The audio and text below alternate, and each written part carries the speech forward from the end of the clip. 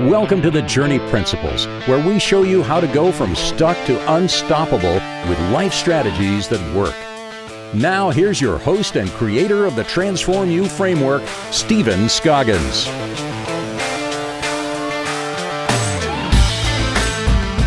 Hey guys, welcome back to the Journey Principles with Stephen Scoggins and my buddy, Director of Communications, Connor Kraft, where our show is here to help you go from stuck to unstoppable with life mastery principles that are simple and easy to apply.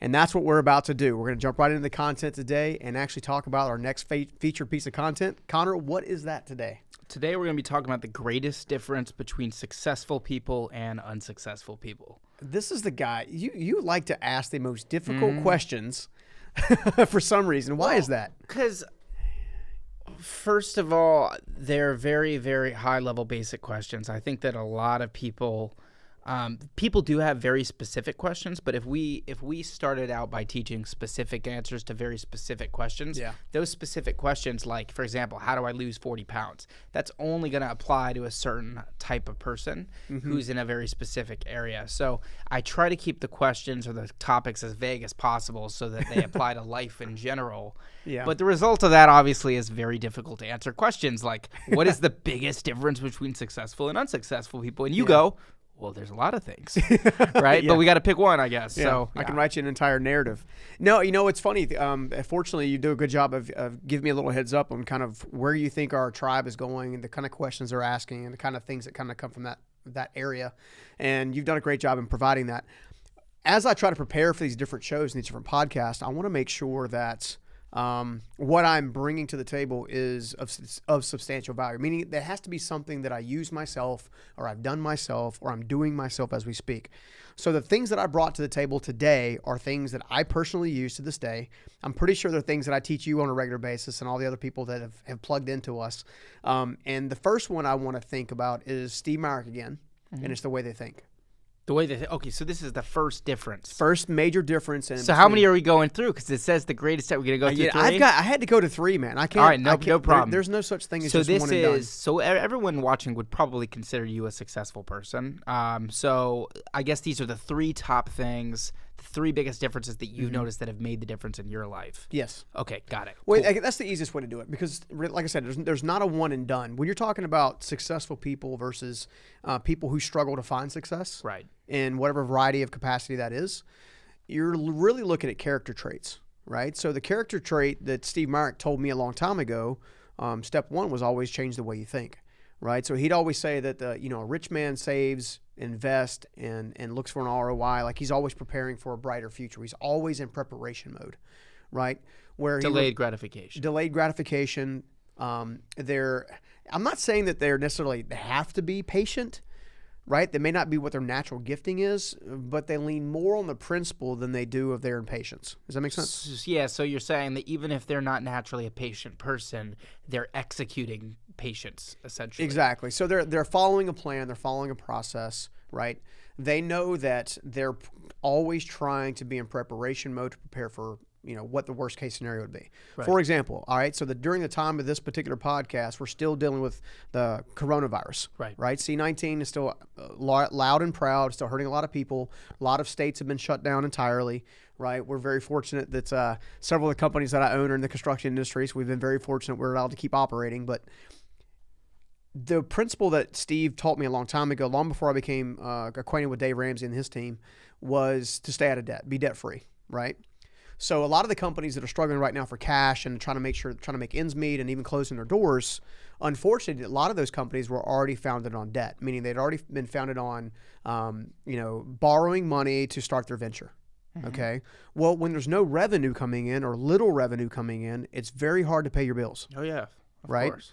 So what I do differently is I've always followed the process of trying to be as close to debt-free as at all possible. Right? I'm not saying I've never borrowed money before ever in my business career or my personal life, but what I'm saying is that the principle is to always be as close to debt-free, if not debt-free, at all times. And so because you think in a different way from those people and you're operating by that principle, that healthy debt-free principle, you are now in a position to actually attack the marketplace and win, whereas they're crumbling. Yeah, so my competitors right now are starting to struggle. Yeah. Where CHE has got quite a bit of capital, which means we can probably go for several months paying for payroll and paying for expenses and lights and a beautiful studio that we have, the live event center that we have, right? That principle of always knowing that life it comes from a set of seasons. There's always a summer, there's always a fall, there's always a spring, and there's always a winter. Right now, for a lot of people right now, there's a lot of winter, right? There's a lot of, you can't harvest what you can't plant, right? So there's a lot of winter going on. And that's where changing the way in which you think. You have to learn to think in such a way that you appreciate the blessings and you appreciate the harvest when it's there, but you're also planning for the season when it's not. You see what I'm saying? So that's just one piece of what I find between successful people versus people who aren't traditionally all that successful or struggle to find success. Is the way they think. So So if you wanted to just have a real quick actionable before we moved on to the second thing, what's an actionable way to think more like a successful person? Like, what was the first place someone should go? Well, I mean, I think I've already kind of mentioned it. I think the best place to start with is always be prepared for a winter season, right? When you're thinking about becoming or moving towards a very successful mindset, you've got to be able to always know that there's going to be a famine season, right? Call it biblical, call it not. Joseph in the Bible, 7 years of plenty, 7 years of famine, right? Whether you believe in the Bible or not, or whether you believe in faith or not, that principle still stands the test of time even today. Successful people are always taking advantage of opportunities. Most of them take advantage of opportunities when other people can't because they didn't plan for it. So you're basically saying that it would be a very smart thing to do to basically go out, figure out how do successful people think, and then compare the way that you think right now with them and see if you could become more like that. Yeah, it's a process of modeling. And I've got several action steps we'll get to as we go through the show, but the primary thing is if you learn to think like a successful person, then you'll start taking actions like a successful person, and then you'll start getting successful person or people like results. Absolutely. Right? Now, success comes in a lot of different forms and a lot of different fashions. Success is not always tied to business or ROI, right? I want to be an amazing dad, right? So what do I need to do is I need to get around other amazing dads. Correct. And model that behavior. Right. Yeah. Success. Everyone always thinks it's monetary or it's business success. And it's easy to get caught up in thinking of it that way because you always see the guy standing on top of a mountain or with money flying down from the heavens or whatever. But yeah, success is just basically like, how would you even define success? I think success is when you find ultimate fulfillment. Fulfillment. I mean, I think that's really it. I mean, if some if you're happy, I mean, some people love to paint, and in some cases, you unfortunately don't make money painting until after you're gone. For sure. Well, and that's all. It also helps that that's another reason why we broke life down into 8 different areas because there's 8 different areas of life mastery. Yeah. There are your relationships, and you could be really successful in relationships, but really suck at your fitness or your finances. Yeah. And you need to go over there. So the way that they think, that's the big one. Yeah, I mean, that's a huge one. I mean, obviously, because out of everything that you think about comes your actions. Yeah. Every single thing. So Steve taught me to think like a business owner. He taught me to think like an entrepreneur. He taught me to think like an entrepreneur that cares and loves their team, right? So right now, when a lot of other businesses are struggling, we have a lot more runway to keep going and potentially take over market share because of it. For sure. So after the way that they think, what's your number 2? I think number 2 is going to come down to the way they live. Right? Okay. And what I want to do is just before I'll do a quick surface level thing because I think I actually want to do our next podcast on uncovering a traditional life versus a transformational life. Right. Yeah. Okay. So I'm going to do a deep dive in the next podcast, but at the surface level, people that are successful in life, no matter what it is, okay, do life a specific way.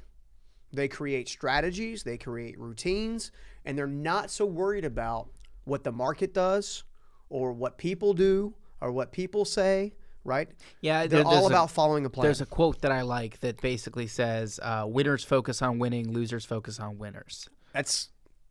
I can't say any better myself. Yeah, that's totally down. There's even sure. a corresponding image of, I think it's like a Michael Phelps race. I could be wrong, but I think I remember there's that an image of basically a guy who's in the lead like swimming, and the other dude's looking at him, and he's behind. Yeah, and he's too busy. He's too busy focusing. You got to focus on what works for you. And successful people live their life a specific way. They live their life by a strategy. That's why we're so passionate about life mastery. Yeah. If you want to master every single area of your life, all you got to do is follow the plan. You just have to learn the right strategies for life. That's it. That's it. And anyone who's struggling just doesn't have the right strategy. Well, either they don't have the right strategy or they don't necessarily have the right mentor or guide to help them along the way, to kind of keep them accountable, to kind of keep them moving. So, you've come to me several times and say, hey, man, I really don't want to do the push-ups today. That's our terminology. Right. For those of you guys who haven't been around, that just means do the hard work first. Right. Right? And I'm like, no, man, you got to do it. And you're like, I don't want to. Right? We just had this conversation before we went on air. Connor's telling me I need to change something. And I'm like, I don't want to. He's like, dude, the people. I'm like, oh, crap. You're right. Right? Same kind of concept, right? Successful people do the hard work first, right? So they're constantly living their life in a specific way. Right. Right? Number 3, I think, is the way they learn. Right? Successful people are always hungry to learn more. Yeah. Right? People who are traditionally don't achieve a certain level of success, no matter if it's in your family, your career, or whatever, right, are kind of on autopilot. They're living their life in a constant state of apathy. Does that make sense? And I think because of that, because there's a lack of focus on moving forward, you never make forward progress.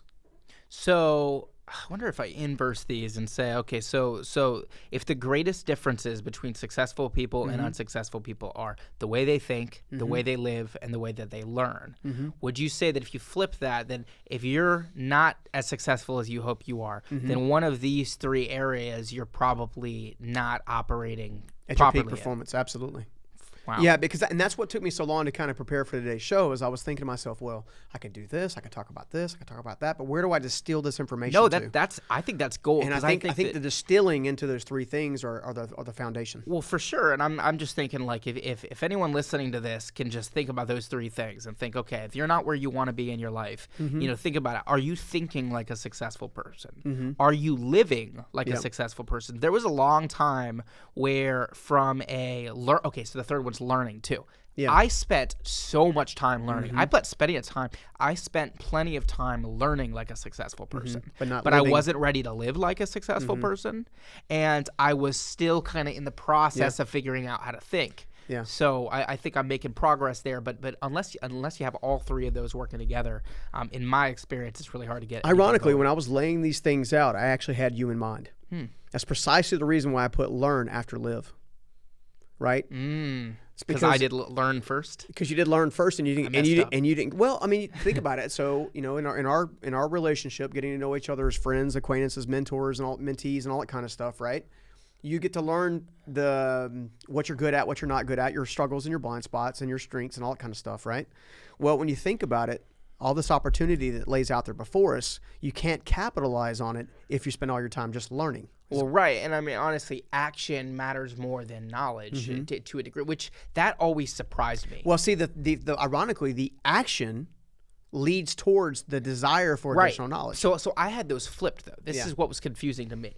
So I thought for a long time that accuracy is more important than speed. Yeah. And I still think that to a degree. Yeah. But interacting with you and interacting with some other successful people who I've witnessed, who move at blazing speeds and they just take so much action. But arguably some of these people who I work with and study, they're not always the most accurate. They're not even always doing the right things. In other words, they're not perfect. They don't have all the answers. No one does. But you would think. So I used to look at successful people though and think, oh, they have all the right strategies. They're just doing everything better.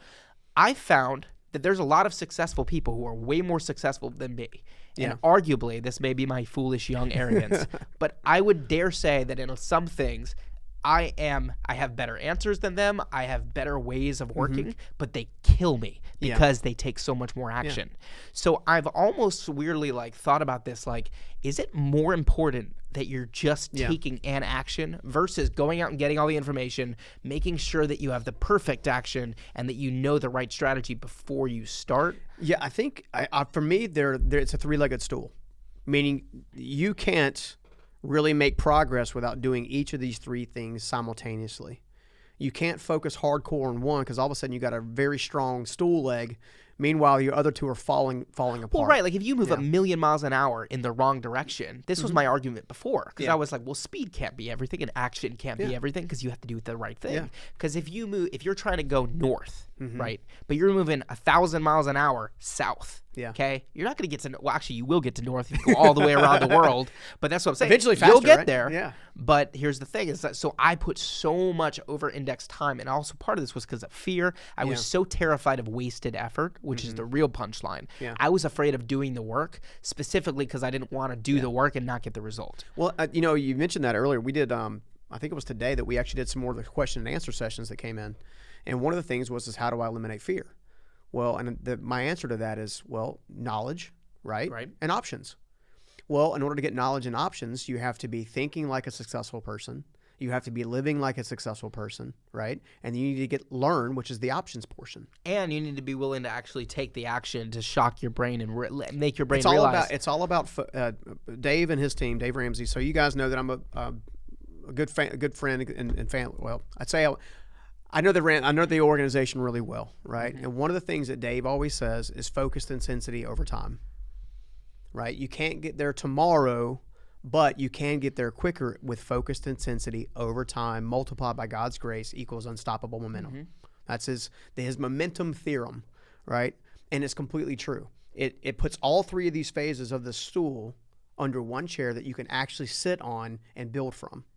So do you think that what I should have done, instead of spending 80 to 90% of my day focusing on learning and like 10 to 20% focus on, the way I think, and then like 5% on the way I live, which was totally backwards. Yeah. Would you say that it's probably a smarter strategy for people to first, they could pretty much go in order, I guess. So the first thing you need to figure out is, how do successful people think? Exactly. Best thing to do that, and not to plug us, but I would say just go out there and get the information. Like, we have so much information on our YouTube channel. It's almost too much. On our podcast. We do 2 podcasts a week. Our goal is to help you a lot with each of these 3 areas, but especially with the learning and especially with the way that you think. We can teach you those things. The way that you live, we can teach you how to do that, but you have to actually do it. And we're happy to have come alongside of you and make that happen from a momentum standpoint. Look, one of the greatest mistakes I ever made in my entire life was not building myself as I was building businesses and friendships and relationships. You've got to be building yourself. You've got to have a hunger to want to become more. Right? And you got to do each one of these 3 steps in equal portion, 33.3333%. Really? So you would like maybe divide your day up to where you're spending 2-3 hours learning, you're spending 2-3 hours focused on your thinking, and then so how would you actually go about, if you were to create a routine to improve the way you think? Yeah. What would that be for you? Well, my normal routine that I've been doing for literally the last decade is I wake up, I give God glory and thanks. I thank Him. I meditate and kind of on that. Obviously, that's my belief system, right? I then go to the gym when the gym's not shut down. Unfortunately, I got a gym in my upstairs attic right now that consists of a dumbbell and a workout bench, but I'm still up there doing my thing.